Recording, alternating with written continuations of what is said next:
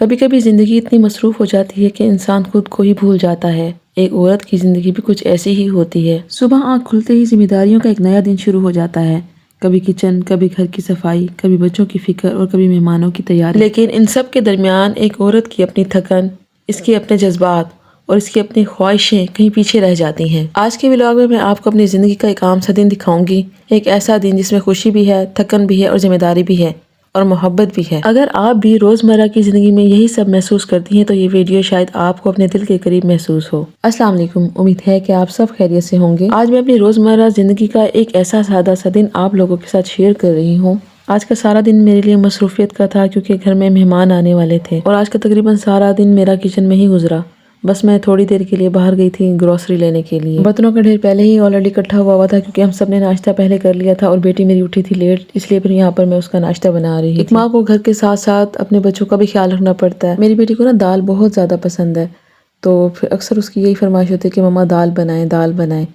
तो फिर मैं उसकी पसंद से दाल वगैरह बनाती हूँ क्योंकि वो खाती है। अगर मैं उसको एक दफ़ा भी दे दूँ, 2 दफ़ा भी दे दूँ, उसकी यही फरमाइश होती है कि हर वक्त उसको दाल ही मिलती रहे। हर बच्चे की अपनी अपनी पसंद होती है।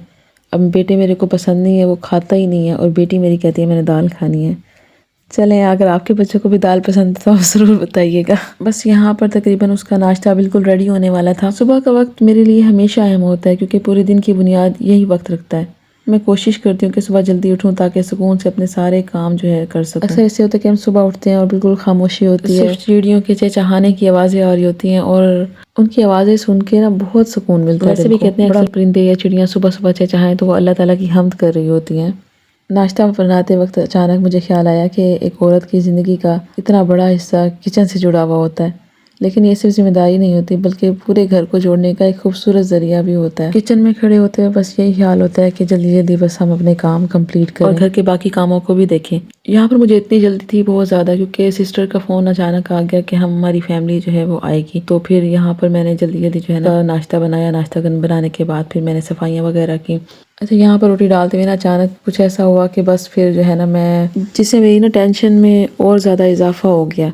अचानक यहाँ पे रोटी डालते हुए ना बस मेरा जो ट्राइपॉड था, उसका जो स्टैंड था जिसमें मोबाइल ठहराते हैं, तो वो टूट गया। तो बस फिर मुझे जो है ना फिर मोबाइल को तकरीबन हाथ में ही लेके ठहरना पड़ा। अक्सर ऐसा होता है कि ये ट्राइपॉड स्टैंड हम नीचे ठहराते हैं कोई वीडियो की रिकॉर्डिंग वगैरह करें तो बच्चे जो है ना उसे महफूज रखना काफ़ी मुश्किल हो जाता है। या तो वो पकड़ लेते हैं इसे नीचे से, तो या तो कोई अपना खिलौना वगैरह समझने लग जाते हैं, तो ज़ाहिर है कि उनको जो है बड़ी मुश्किल से कंट्रोल करना पड़ता है। अक्सर जब मैं रिकॉर्डिंग कर रही होती है ना तो मेरी कोशिश होती है कि बच्चे ना ठहरे हुए हों। देखिए, मैं इतनी मेहनत से वीडियो बनाती हूँ, कम से कम एक सब्सक्राइब और लाइक करना तो आप लोगों का बनता ही है। चलिए, मैंने यहाँ पर ना मोबाइल को जो है पकड़ लिया था, तो लेकिन उसका स्टैंड का जो हिस्सा टूट गया था वो बार बार कैमरे के आगे आ रहा था। अब मैंने इसके पराठे को ऑयल लगाना था, तो अक्सर ऐसा होता है कि ऑयल वाले डब्बे में चम्मच पड़ा हुआ होता है, लेकिन ये कुछ इस तरह का है कि इसमें चम्मच नहीं आ सकता। तो मैं ऐसे ही जो है ना वो लगा देती हूँ ऑयल, और बाज़ों का ज़्यादा भी लग जाता है, लेकिन फिर मैं एक्स्ट्रा ऑयल वेस्ट नहीं करती क्योंकि यहाँ पर जो कुछ ऑयल बचा था मैंने जो है उसको वापस जो है डब्बे में डाल दिया था और कुछ ऑयल मैंने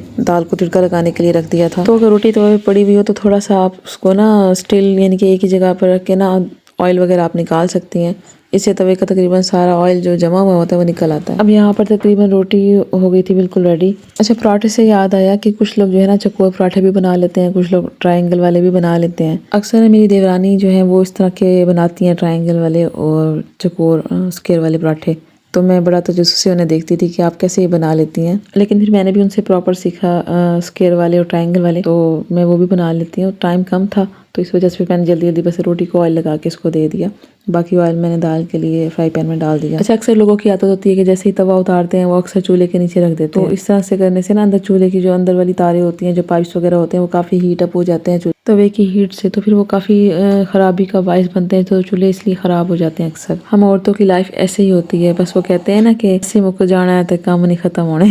अच्छा, बचपन की जो लाइफ होती है और शादी से पहले की लाइफ बड़ी ईजी लाइफ होती है, बंदा रिलैक्स होता है, लेकिन शादी के बाद जब इतनी जिम्मेदारियां आ जाती हैं तो बस एक औरत का सुकून करना भी बड़ा मुश्किल हो जाता है। मैं तो कहती हूँ असल ज़िंदगी जो है ना वो शादी के बाद ही शुरू होती है। माँ बाप के घर में बंदा जितना रिलैक्स कर ले कोई टेंशन नहीं होती। अच्छा, कुछ लोग होते हैं ना वो दाल से उनको एलर्जी होती है, तो अगर वो पूछते तो क्या बनाया तो हम कहते हैं दाल बनाई है, बस फिर वो भाग जाते हैं। नाश्ते के बाद किचन को साफ़ करना भी ज़ाहिर ज़रूरी होता है, तो मैं कोशिश करती हूँ कि अक्सर किचन जो है ना वो साफ़ कर लिया करूँ। वैसे तो हमारी जो है ना किचन की रूटीन जो है वो कुछ इस तरह से है कि किचन 3 टाइम साफ़ होता है।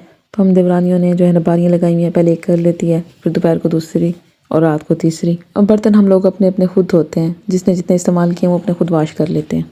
बस अब तकरीबन यहाँ पर ऑयल वगैरह हर चीज़ गर्म हो गई थी। बस अब मैं इसमें दाल ऐड कर रही थी। तड़का तकरीबन हमारा लग चुका था, बस हल्का सा मैंने ही इसको हीट किया। आप भी सोचते होंगे कि आज के व्लॉग में मैं सिर्फ दाल को ही डिस्कस कर रही हूँ। यहाँ पर अब हमारी दाल जो है वो बिल्कुल हो गई थी रेडी। अब बस मैंने उसको यहाँ पर देनी थी और साथ ही साथ छोटे बेटे की जो है ना शरारतें वो भी जारी थी, उसको भी देखना। हाँ जी, अब नेक्स्ट अब मैंने यहाँ पर जो है ना मेहमानों के लिए जो है वो काम करना स्टार्ट कर दिया था।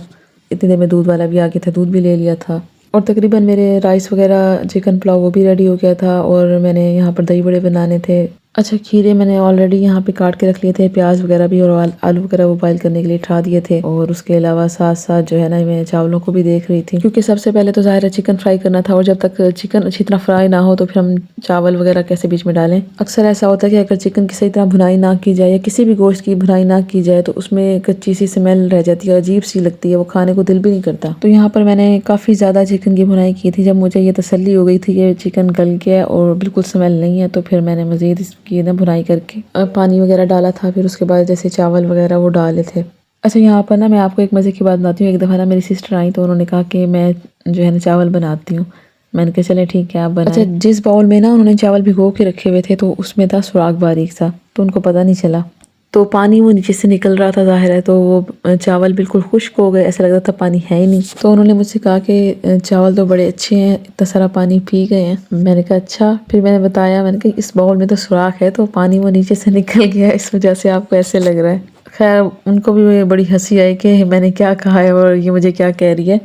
खैर यहाँ पर मैंने ना रायते की बूंदियाँ वगैरह यहाँ पे मैंने भिगो के रख दी थी और साथ ही ये चिकन पड़ा हुआ था। मेरी देवरानी ने चिकन बनाना था आज, तो जैसे ही वहाँ पर चिकन अच्छी तरह फ्राई हो रहा था हल्की हीट पे मैंने उसको दम पे दे दिया था और यहाँ पर मैंने राइस जो है वो धोना स्टार्ट कर दिए थे। अच्छा, अक्सर ऐसे होता है कि जब हम ना इनको अच्छी तरह वॉश ना करें ना तो अजीब सी स्मेल आने लगती है, जैसे मेडिसिन की स्मेल हो, पता नहीं शायद मुझे ऐसे लगता है। तो इनको मैंने पहले से ही थोड़ी देर भिगो के रख दिया था, बस मैंने इनको वॉश भी कर लिया था तकरीबन। अच्छा, यहाँ पर कुकम्बर भी तकरीबन मैंने उसमें ऐड करने थे, साथ ही ये बच्चों का नूडल्स वगैरह वो भी बन रहा था और साथ साथ मैंने मसाले वगैरह भी तकरीबन डाल लिए थे। अब बस फाइनली टमाटर वगैरह वो काटने रह गए थे और ये धनिया वगैरह बस भी काट के ना इनको ग्राइंड करके मैंने उनके अंदर डालना था। आपको पता है कि रायता या दही बड़े वगैरह बनाने हो तो धनिया और पुदीना ये चीज़ें लाजमी होती हैं, इनके बगैर कोई चीज़ अच्छी तरह बनती भी नहीं है और खूबसूरत भी नहीं लगती। बेशक वो अगर सालन भी हो या रायता हो या दही बड़े हो, इनके कुछ भी हो, हर चीज़ में धनिया वगैरह तो डलती ही हैं। अब जी यहाँ पर तकरीबन मेरे राइस भी रेडी थे और ये नूडल्स वगैरह ये भी बच्चों ने निकाल लिए थे। अक्सर बच्चों को ये सूप वाले पसंद होते हैं तो फिर वो सूप वाले खाना ज़्यादा पसंद करते हैं।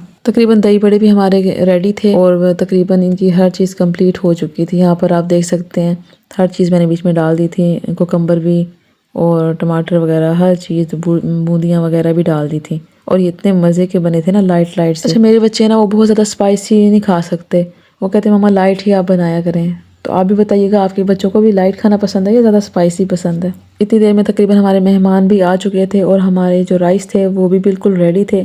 ये देखें, आप देख सकते हैं, मैं इनका दम हटाती हूँ। साथ ही मेरी देवरानी चिकन वाला सालन बना रही थी, यानी कि चिकन कोरमा, और ये भी बहुत ज़्यादा मज़े का लग रहा था। देखें कितना अच्छा लग रहा है। अच्छा जी, सुबह से काम वगैरह करके इतनी भूख लगी हुई थी, दिल कर था बस अभी मैं खा लूँ, लेकिन ऐसा नहीं कर सकती थी मैं क्योंकि मैंने बहुत सारे काम करने थे। इतनी देर में तकरीबन हमारे जो चावल थे वो भी रेडी हो चुके थे। अब मैं इनका दम हटाने लगी थी और साथ हमारे ये दही बड़े भी रेडी थे। मैंने 1 डिश ही की थी, ज़्यादा चीज़ें नहीं बनाई थी। उन्होंने खुद ही कहा था कि आप ना राइस बना लें और साथ में दही बड़े बना लें और तकरीबन ये चिकन वगैरह ये भी रेडी था। खैर ये तो उन्होंने अपनी फैमिली के लिए बनाया था, लेकिन मैंने मेहमानों के लिए सिर्फ चिकन पुलाव और दही बड़े और कोल्ड ड्रिंक्स ये सब चीज़ें उनको सर्व की थी। देखें अब मैंने दम तकरीबन खोल दिया राइस का और कितने अच्छे लग रहे हैं।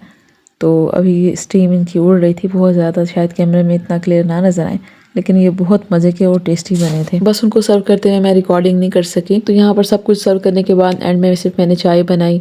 तो चाय तो ज़ाहिर है लाजमी होती है खाने के बाद, कुछ लोग पीते हैं शौक़ से, तो हमारे यहाँ ऐसा ही होता है, चाय जो है ज़रूरी होती है। आज का व्लॉग बस इतना ही था। अगर मेरे चैनल पे कोई भी चीज़ आपको पसंद आई हो, कोई भी बात आपको पसंद आई हो, प्लीज़ मेरे चैनल को सब्सक्राइब कर दें, वीडियो को लाइक कर दें और शेयर कर दें। अल्लाह हाफिज़।